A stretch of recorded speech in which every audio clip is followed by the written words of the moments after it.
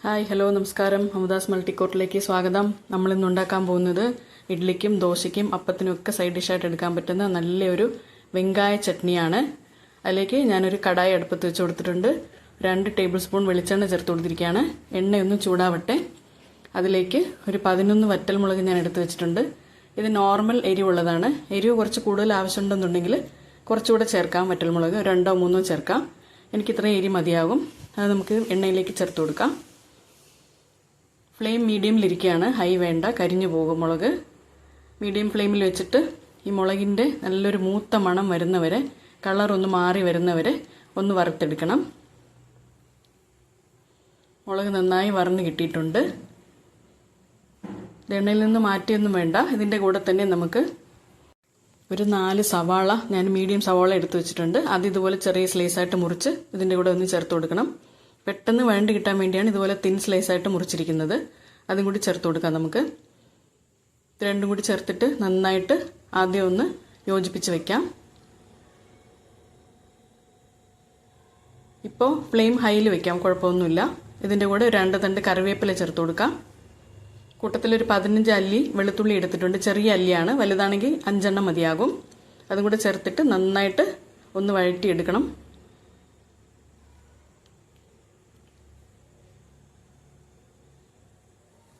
ഇതിൻ്റെ കൂടെ ഒരു 1/2 ടീസ്പൂൺ ഉപ്പ് ഞാനിപ്പോൾ ചേർത്ത് കൊടുക്കുന്നുണ്ട്. സവാള പെട്ടെന്ന് വഴണ്ട് കിട്ടാൻ വേണ്ടിയിട്ടാണ്.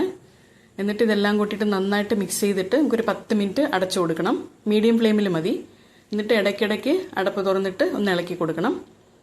അടി കരിഞ്ഞു പോകാതെ നമുക്ക് ഇളക്കിയെടുക്കണം. നന്നായിട്ടൊന്ന് യോജിപ്പിച്ചെടുക്കാം. ആദ്യം എല്ലാം കൂടി നന്നായിട്ട് യോജിപ്പിച്ച് വെച്ചിട്ടുണ്ട്. ഇനി നമുക്ക് അടപ്പിട്ട് കൊടുക്കാം. മീഡിയം ഫ്ലെയിമിലാക്കി കൊടുക്കാം. എന്നിട്ട് ഇടയ്ക്ക് തുറന്ന് ഇളക്കിയിട്ട് ഒരു 10 മിനിറ്റ് നമുക്കിതൊന്ന് വഴറ്റിയെടുക്കേണ്ടതുണ്ട്.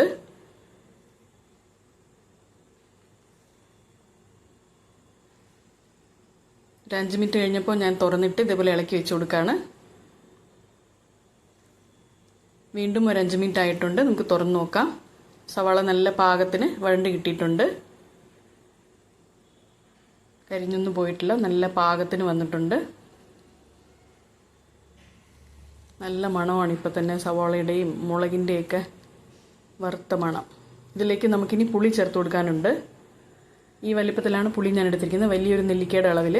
പുളി കുറച്ച് മുന്നിട്ട് നിൽക്കും ഇതിൽ. ഇത്രയും പുളി ആവശ്യമില്ല എന്നുണ്ടെങ്കിൽ കുറച്ചിട്ട് എടുത്താൽ മതി. പക്ഷെ ഇത്രയും പുളി ഉണ്ടെങ്കിലാണ് ടേസ്റ്റ്. പുളിയും കൂടെ ചേർത്തിട്ട് നന്നായിട്ടൊന്ന് വഴറ്റിയെടുക്കാം.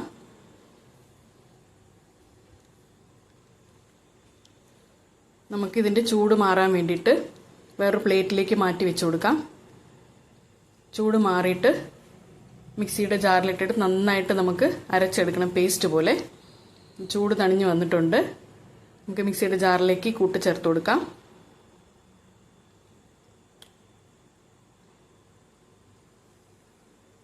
നന്നായിട്ട് പേസ്റ്റ് പോലെ അരച്ചെടുത്ത് വരാം.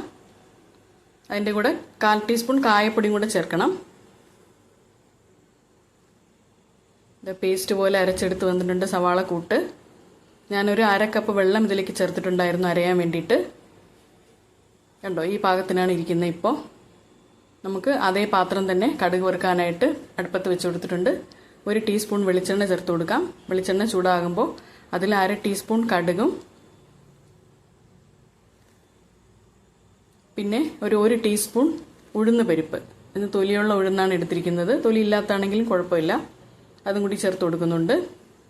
രണ്ടും കൂടെ നന്നായിട്ടൊന്ന് മൊരിഞ്ഞ് വരട്ടെ. അതിലേക്ക് 1 വറ്റൽമുളക് 2ആയിട്ട് മുറിച്ചതും കുറച്ച് കറിവേപ്പിലയും ചേർത്ത് കൊടുക്കാം.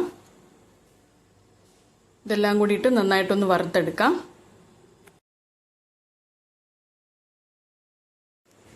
ചെറുതായിട്ട് ഒന്ന് കളറ് വറ്റൽമുളകിൻ്റെയൊക്കെ മാറി വരുന്ന സമയത്ത് നമുക്ക് അരച്ച കൂട്ട് ഇതിലേക്ക് ചേർത്ത് കൊടുക്കാം. ഇത്ര കട്ടിയിലാണ് ഇരിക്കുന്നത്. നമുക്ക് ആവശ്യമുള്ള വെള്ളം ഇതിൽ ചേർത്ത് കൊടുക്കണം.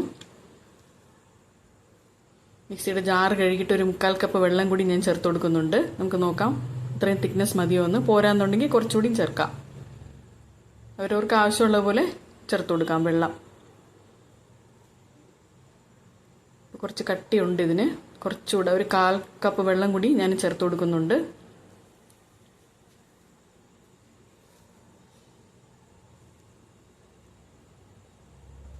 വെള്ളം കൂടി ചേർത്തിട്ട് തീ ഹൈയിൽ വെച്ചിട്ട് നമുക്ക് തിളപ്പിച്ചെടുക്കണം. ചെറുതായിട്ട് തിള വരുന്നുണ്ട്. നമ്മൾ ആദ്യം സവാളയിലേക്ക് കുറച്ച് ഉപ്പ് ചേർത്ത് കൊടുത്തിട്ടുണ്ടായിരുന്നു.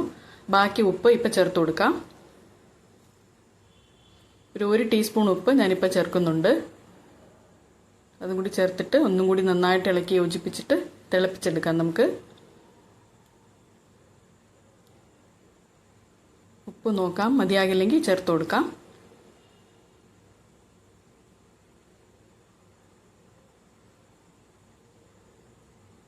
ഒരു അടപ്പിട്ടിട്ട് മീഡിയം ഫ്ലെയിമിലാക്കി വെച്ചിട്ട് 5 മിനിറ്റ് വെച്ച് കൊടുക്കാം. 5 മിനിറ്റ് ആയിട്ടുണ്ട്. അത് തുറന്നു നോക്കി, നന്നായിട്ട് എല്ലാം കൂടി വന്നിട്ടുണ്ട്. നല്ല മണമൊക്കെ വരുന്നുണ്ട്. ഇപ്പോൾ മതിയാകും.